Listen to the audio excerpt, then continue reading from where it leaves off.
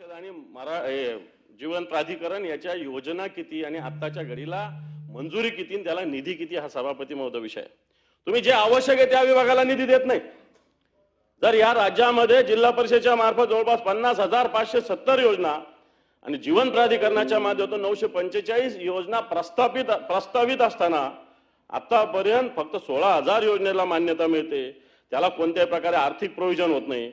मागणी मोठी असताना फक्त 29,000 कोटी रुपयाची त्याच्यासाठी व्यवस्था होती. सभापती महोदय, जल जीवन मिशन ही महत्वाची योजना आहे. ही महत्वाची योजना आहे. अशा योजना वारंवार येत नसतात. केंद्र सरकार अशा जास्त प्रमाणात निधी देत नसतो. परंतु राज्याच्या सगळ्या जिल्हानिहाय योजनेचा आढावा माझ्याकडे आहे. आताच्या घडीला जल जीवन मिशनसाठी मोठ्या निधीची आवश्यकता आहे. लोक त्या जिल्हा परिषदेला जाऊन, जीवन प्राधिकरणाला जाऊन भांडतात. लोक जातात कुठे? जिल्हा परिषदला जातात, शिवला भांडतात. लोक जातात कुठे? जीवन प्राधिकरणाकडे जातात. परंतु खरी मेघ अर्थ विभागामध्ये दडलेली सभापती महोदय. जिल्हा परिषद, ग्राम विकास किंवा जीवन प्राधिकरण इथं दडलेली नाहीये. खरी मेघ अर्थ विभागात दडलेली आहे. जीवन प्राधिकरण असेल, जिल्हा परिषद असेल, म्हणजे ग्राम विकास विभाग असेल, प्रस्ताव तर पाठवतो, परंतु याला कोणत्याही प्रकारची निधी उपलब्धता नाही. मला असं वाटतं माझ्या म्हणण्याशी इथं बसलेले अनेक मंत्री सहभागी होतील, बोलणार नाही ते. परंतु आज जलजीवनसाठी मोठ्या निधीची आवश्यकता. अनेक सुधारित रिवाईज प्रकरण मंत्रालयात आले, पुढे जातच नाही. जलजीवनवाले प्रयत्न करतात, अर्थ विभाग त्यांना प्रतिसाद देत नाही. आणि म्हणून या पुरवणी मागण्या होत असताना आता बजेट होणार आहे.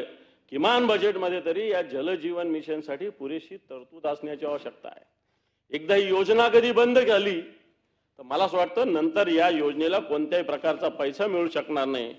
म्हणून सरकारने या विषयावर लक्ष देण्याची आवश्यकता आहे. मला असं वाटतं जलजीवन मिशन अतिशय महत्वाचा प्रकल्प, देशासाठी महत्वाचा आहे. पंतप्रधानांचा संकल्प चांगला आहे, देशासाठी महत्वाचा आहे. परंतु आपलं राज्य याच्यासाठी काय करतं? अनेक योजनेमध्ये बाकी काम झालं पण स्तोत्राचं काम नाही. जीवन प्राधिकरणामार्फत तिथपर्यंत पाणी पोहोचावं लागतं. अशा अनेक ग्रीड आहे, वॉटर ग्रीड आहे जीवन प्राधिकरणाच्या माध्यमातून. त्याचं काम 10%, 20%, जिल्हा परिषदेचं काम 90%.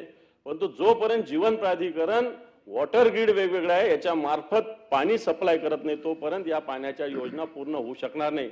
अनेक जिल्ह्यातल्या जिल्हा परिषदेच्या योजना पूर्ण आहे, परंतु या योजनेला पाण्याचा स्तोत्र जो आहे, जो सरासरी ॲव्हरेज प्रत्येक माणसाला पाणी दिलं पाहिजे, हा योजना जर पूर्ण करायचा असेल हा पूर्णपणे, तर मला असं वाटतं जीवन प्राधिकरणाच्या आणि जलजीवन मिशनच्या या ग्राम विकास विभागाच्या योजनेला मोठ्या प्रमाणावर निधीची आवश्यकता आहे. परंतु सभापती महोदय, या ठिकाणी असं कोणतंही प्रोव्हिजन सरकार करत नाही. सरकार मोठ्या मोठ्या घोषणाला मोठा निधी देतं, द्यावं, पण आपले हात पाय म्हणजे अंथरून पसरून हातपाय आपले पसरले पाहिजे.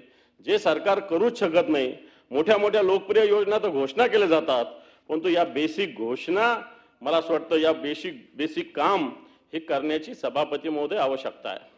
म्हणून सभापती महोदय, या सगळ्या विषयात डिटेलमध्ये मी जात नाही, परंतु या सगळ्या योजनेमध्ये आताच्या घडीला ज्या पद्धतीनं सरकार काम करतं, तर सरकारची नियत बेसिक काम जनतेचं करण्यापेक्षा नुसत्या शोबाजीच्या घोषणेकडे सरकारचं लक्ष जास्त दिसतंय. सभापती महोदय, वेगवेगळ्या ज्या विभाग आहेत, मी रिंग रोडचं बोललो, पुणे रिंग रोड असेल, नांदेडचा रस्ता असेल, अजूनही भूसंपादन नाही आहे. पाण्याच्या प्रश्नावरून अंबादास दानवे विधान परिषदेमध्ये आक्रमक पाहायला मिळत आहेत. मोठमोठ्या घोषणाबाजी या ठिकाणी सरकारकडून केल्या जातात. आवश्यक त्या विभागाला निधी दिला जात नाही असं अंबादास दानवे म्हणत होते. राज्याच्या डोक्यावर 8 लाख कोटींचं कर्ज आहे असंही अंबादास दानवे यावेळी म्हणाले.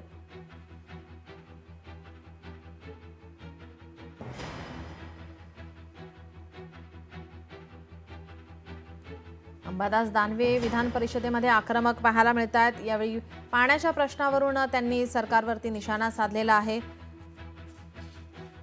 तर या ठिकाणी राज्याच्या डोक्यावर 8 लाख कोटींचं कर्ज असल्याचं त्यांनी म्हटलं आहे.